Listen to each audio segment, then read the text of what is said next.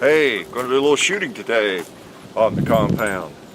You know, for some reason I just have not brought my H&K out. I've been negligent, I guess. I keep meaning to bring it out and do some shooting, and I forget over and over again. Had this gun for, I guess, a couple of years. Just haven't dragged it out of the safe, you know. I start digging around in there, and you never know what I'll find. And today I thought, well, let's get the H&K out since I ran across it. And I was looking for something else, actually. This is the H&K P30 9mm. Okay, pretty popular pistol. And if you believe that little intro there, you're pretty gullible, aren't you? You know I did not have an H&K if you are a regular viewer. Oh, I can't never resist. What happened here is a local viewer offered to let me borrow his. And so normally I don't do that, but I chatted with the guy some and said, well, okay, why not? I have had so many requests to shoot an H&K in a video, and just haven't gotten around to getting one. I've looked at them several times and have gotten a little bit more familiar with them. And when he offered, I said, okay, let's just do it. So, great guy, doesn't really want any publicity for his name or anything, or username mentioned, which I respect, of course, but I certainly do appreciate it, and I know you all do too, because we get to bring another brand of firearm to the project here. And I'll turn it over, you can see both sides of the gun here. It's a pretty nice gun in terms of the way it's made.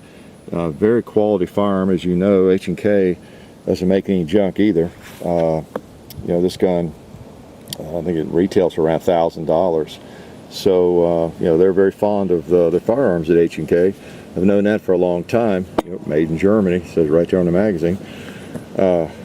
It's just the way it is. If you want an H&K, you got to pay some bucks for it. I know it's the same with all their firearms pretty much, because I know back in the 80s I had an actual, let's see, what was it, an H&K 93 in 5.56 with a collapsible stock. Paid some obscenely low price for it too. You know, I think it's probably worth $2,000–3,000 now if you could even find one. But H&Ks are typically pretty expensive. And it's one gun I have not shot until today, I guess ever, in terms of an H&K pistol. I fired a couple of magazines through it before we started the camera rolling here, and yeah, it feels pretty good. It's got the same old double single action trigger that SIG has, or Beretta, that type of thing. So you'll hear me badmouth that a little bit again, but so far it seems pretty smooth. So what we're going to do, you're going to be here with me as I fire. We set up a bunch of targets, and we're going to just see what we can do with it. Okay, let me load this last magazine. And we can talk about a couple of things with this gun. Now, this gun, as I understand, as I'm not an H&K expert, but it's 5 or 6 years old in terms of how long this particular model's been in production. And this gun is used as well. The viewer who is allowing me to use it, subscriber, has had it. He bought it used, and then he fires it. So I think it's, I don't know, a couple years old. Not sure what the actual age of the gun is, but it is a used gun. And it is a hammer-fired pistol, double to single action, very much like the SIG, basically, in so many ways. And we'll look at it as we move on along and as reloading magazines. But you see, you got the hammer there.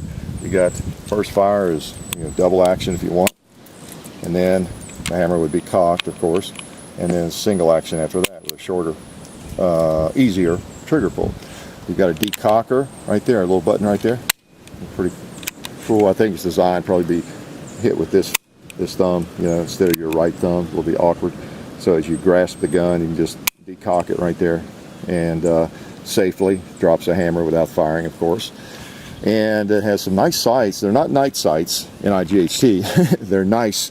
They gather a lot of light, and they really glow. If you take this thing into a dark room right now, it's gonna, you think you have night sights on it for a little while. So you know, as far as that's concerned, they did a good job with that. Not tritium sights, but good sights. Has a chamber indicator here. You know, it doesn't come out much, I noticed, but there's a little bit of a chamber indicator, kind of like the Glock. You can feel it, you can see it. What else? You have ambidextrous slide release here. You have ambidextrous mag release too. It has that, as I understand, more of the European style mag release, you know, either side of the gun. Right there, you push down. Now that's really weird. I know when I've picked these up in shops, I thought, what in the world? They're using part of the trigger guard as the mag release, you know. And I know the little PP, the Walther PPS, it's like that. And the first time I looked at that, I thought, oh my gosh, I don't want that thing.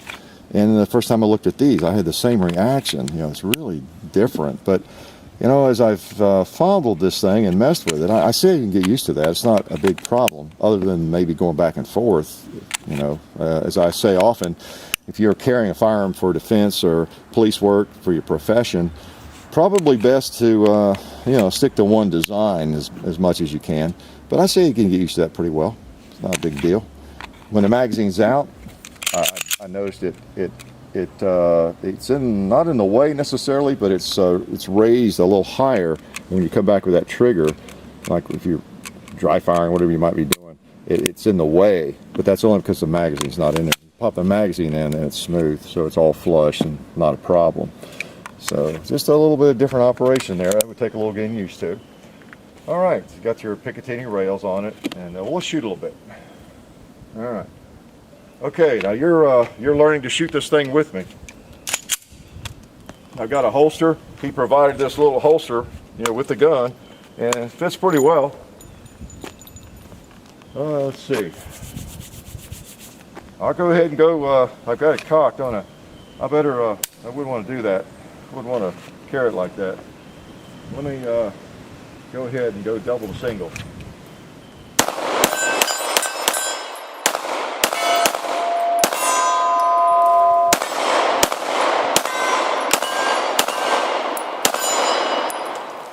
Okay.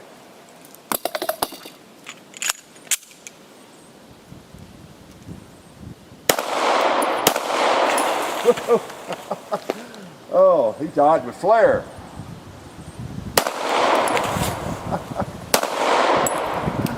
All right.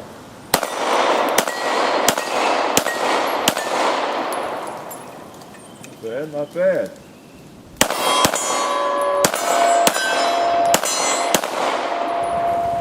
Okay. We might as well go long range before we get too into this. All right. If we can throw anything at the gong. Hold about halfway up it. See what happens.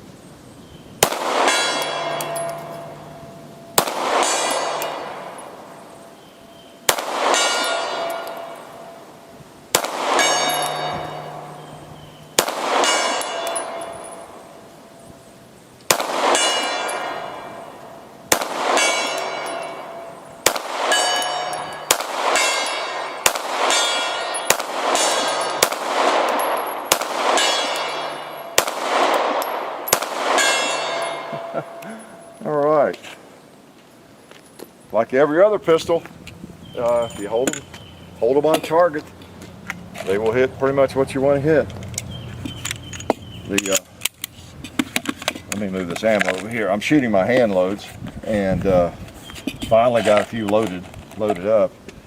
It's a pretty good looking gun, and it has one thing I didn't talk about as I'm loading here is the replaceable back strap. It has 2 or 3 different back strap sizes you can put on there. That seems to be the thing these days, doesn't it? Most quality guns are starting to do that. This one also has replaceable lateral straps, I think as they call them, on the sides. You can replace those too. Fatten those up a little bit if you want to. I have not done that. I was really thinking I wouldn't mess with that while I had the gun, unless it just felt horrible to me. And the grip feels pretty good. It probably would feel better to me if I fattened it up some. I might do that before I do all the videos I plan to do with it. But that is a nice feature. Let's see, what else about this gun? The ergonomics of the gun are really strong. It fits very well in the hand. It fits like a glove, it really does.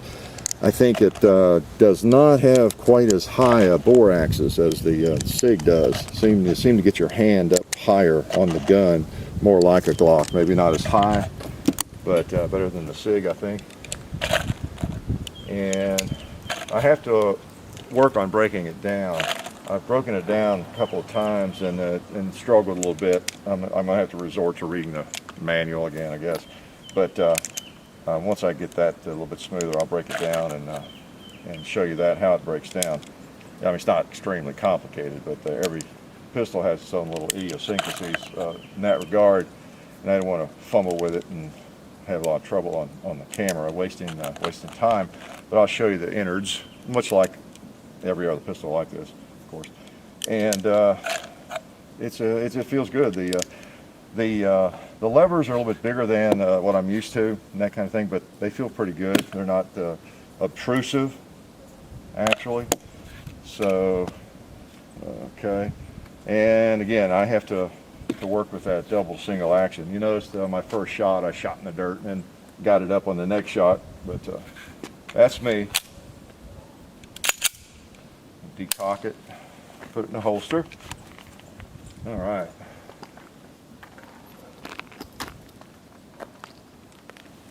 Nice, feels good.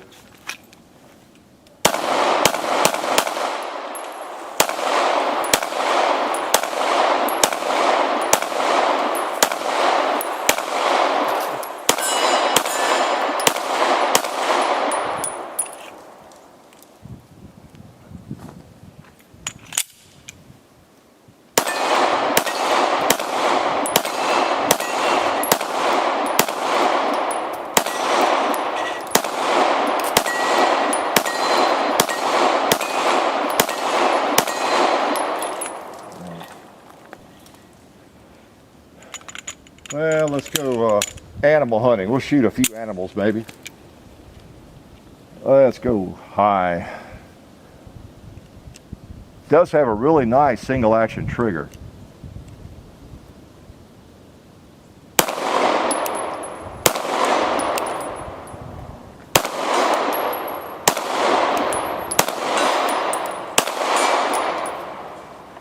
Yeah, let's go for the goat. Now let's try the pig again.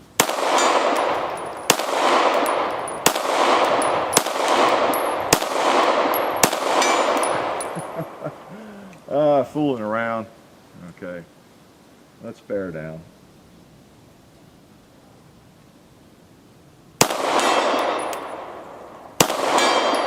There we go. I think I have to hold just a little bit higher than I thought, which is not a big deal. I don't think I'm going to necessarily try to knock all the animals down. Depends on how long it takes me to get my fill of shooting here. But H&K, quality company, and I'm glad to get one of these in my hand to shoot. You know, even if a gun has something about it that is not your very favorite feature, say double, single action, whatever it is that you hear me complain about all the time. What else do I complain about?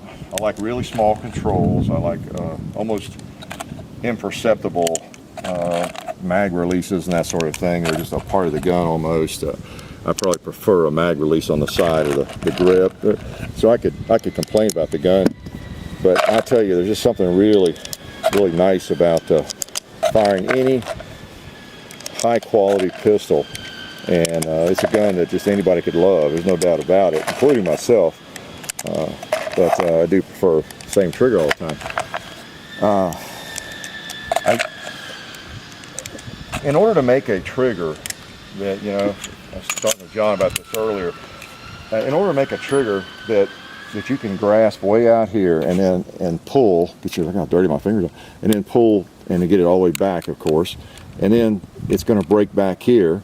Obviously, it's going to break there, I guess, both times. But for it to be from out here to back in here for both operations, it just takes a different kind of operation. Let's face it. Whereas if you have a trigger like a striker-fired gun, for the most part, you just have a shorter amount of travel, generally speaking. But since that's way back there where that's going to break, you know, all the way out there where I can almost not get my finger between the bottom of that trigger. So it's it's just hard to do. That's a real challenge, you know, for a manufacturer to make an excellent double action trigger as well as a great single action trigger, I guess you'd say. I don't know. And I know I dwell on that too much because, well, it's because of what I've shot so much the last 25 years, and you know what that is. But it's safer for police to carrying, and safer for a lot of people to carry a gun like this, to have a long trigger pull on the first pull in a lot of ways. And military and police departments, agencies, they're not going to adopt anything that's too much different from that. In some areas they're not. So, all right, let's play some more. All right, I'll do a little more animal hunting. Of course, the measure of a gun is not how how well you can pop off pigs at 60 or 70 yards. Of course, it's just something I like to do. It's just some of the fun, hitting steel, watching it swing, watching it fall, and I get into a groove sometimes where I can hit them regularly, and other times I just get to shooting too fast. So we'll see what groove I'm in today, see how groovy I am, or if I'm in any kind of groove. So we'll take a few shots. I think I'll slow down a little bit, okay? Because this has a really nice single action trigger, and let's just not throw lead all over the place. And I think I need to hold up on the animal a little bit more than with some other firearms, and see if I can hit a couple. Oh, I need to get the turkey up there. Let me try him first.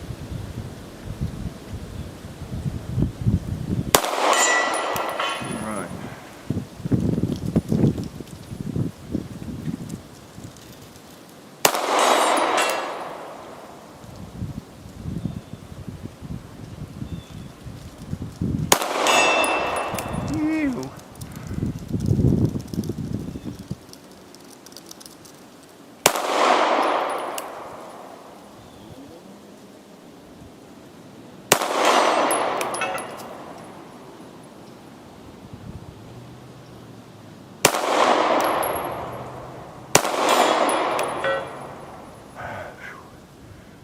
Okay, now, since it's an H&K, I should be able to hit a chicken, right? $1,000 gun. If it doesn't hit the chicken, it's the gun's fault, not mine.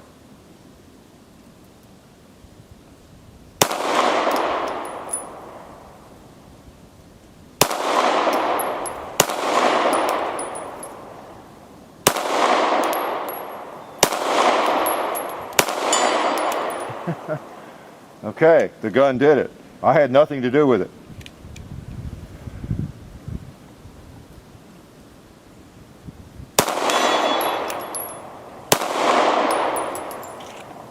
More bullets. Well, let's try to get another chicken.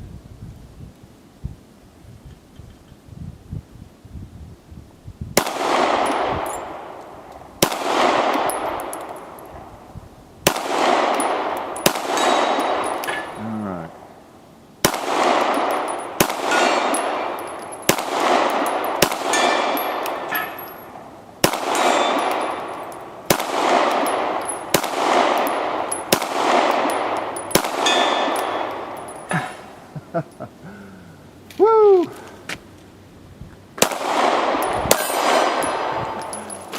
Okay. Have to focus on those chickens.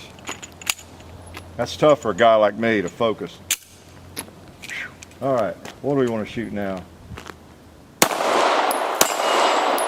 Do we know?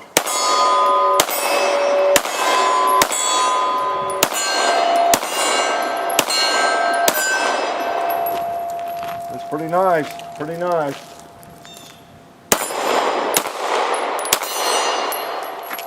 Okay, I think I'm out of ammo. Yeah, I'm out of ammo again. So, you know what the worst part of me running out of ammunition is?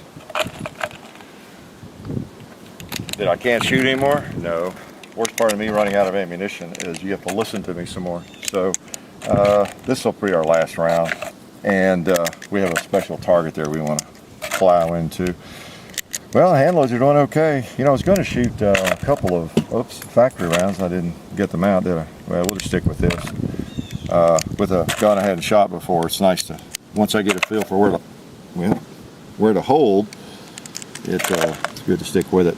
You know, I've given you all that sage advice before, haven't I? How important it is to get a load you like, get a cartridge that you like, caliber, bullet weight, gun, trigger system, the whole 9 yards that you like, and then stick with it for the most part and practice a lot. The very best accessory add-on, tactical add-on you can come up with is a huge box of about 5,000 rounds of ammunition, okay, and a range pass, whatever you need. That's the ultimate add-on. But really do try to stick with the same ammo. There are probably some new shooters out there just getting into it, recently got into it, and picking up ammo wherever they can find the best price on it, that kind of thing, going to the range, and maybe don't even think about that, how you do get a better, or a different, not better, you get a different feel with different weight bullets and different brands. And you know, the Glock 19 Gen 4 videos I did, and I tried all those different brands of ammunition. I could tell the difference in every single round. I had, you know, if you haven't seen that video, take a look at it. I had, whatever, 8 or 9 different brands of ammo, and every one of them felt differently to me, and I'm sure some of them had a different point of impact. Some were much warmer than others. So, it's a little piece of advice there. All right, H&K. Before I finish these rounds, let me just tell you what I think so far. I like this gun. I like it's a sexy looking gun. It really is. It's not exceptionally heavy. You know, it's thicker than what I'm used to. It's a nice thick slide. It is pretty wide. It's very streamlined. You know, a lot of the guns are going to that kind of shape. You know, the XDM and others. I guess the SIG. So it's a good looking gun, and it feels great in the hand. I mean, it feels wonderful. I guarantee you, if almost any of you just put this gun in your hand, oh, that's nice, because it really feels good. It looks good. It's a good shape, and you know, I'm always struggling with triggers, but the single action trigger on this thing is really sweet. When I was bearing down out there, I felt like I had a target, you know, gun in my hand. Of course, they're all target guns for me, because I shoot. What do I shoot with them? Targets. Okay, let's take a few more shots. Let's play. See, I'm so used to my Glock, I'd have to get used to that too, decocking it before I put it in my holster. Oh, let's see. I'll save these last two for that barrel of water there. Let me shoot one more at the animals or something here.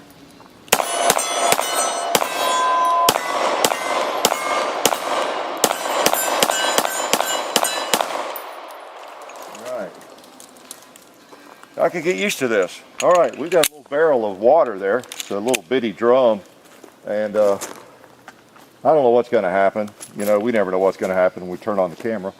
But let me get a little closer to it. In fact, we're just shooting, of course, 147 grain full metal jacket. We're not shooting any kind of explosive ammo here, but that's a little waste can basically made of metal, and somebody filled it with water. So we'll just see what happens to it. All right, we'll start at the bottom maybe.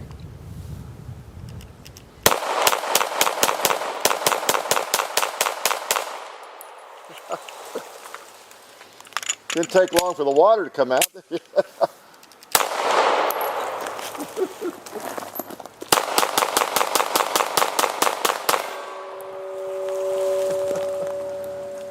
I heard something bounce up into the steel target there. Okay, so I think it emptied it pretty well. Yeah. Oh yes. Oh, I see. This first one's put some big holes in the back side because of the water, I guess. That's why it drained out so fast. Okay. Another range casualty, the Hickok compound. No surprise. Anything ends up on this range ends up with holes in it, doesn't it? So there it is, the H&K. I'll decock it, empty. Pretty nice little piece of hardware. They are very expensive. We will shoot it some more. I plan to enjoy this while I have it, and I'll do a couple more videos with it. We'll do some comparisons maybe, because I have already some ideas of what I need to compare this thing with, because it's very similar to some other firearms. You noticed, unbelievably, there were no malfunctions, right? Well, you don't expect malfunctions with guns of you know, well, modern guns, you know, Glocks, SIGs, XDs, H&Ks, name them. You're just not going to have malfunction generally, unless you've got some problem with the ammo, right? So anyway, or if a company maybe slips up just a little bit and puts a heavier spring in the new model than they might ought to, you know, at least for weak ammo. we won't badmouth Glock for that, because I think it's pretty much worked out. It is on mine, my Glock 19.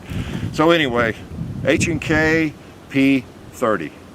My first impressions, and you were with me when I really made them. I shot a couple of magazines before I started the camera, and you know, and then you've seen every shot I fired since then. Pretty nice little gun, really nice little gun. I kind of like it. So you H&K people, I can see why you're always hounding me to get an H&K. So I did. So anyway, life's good at the compound.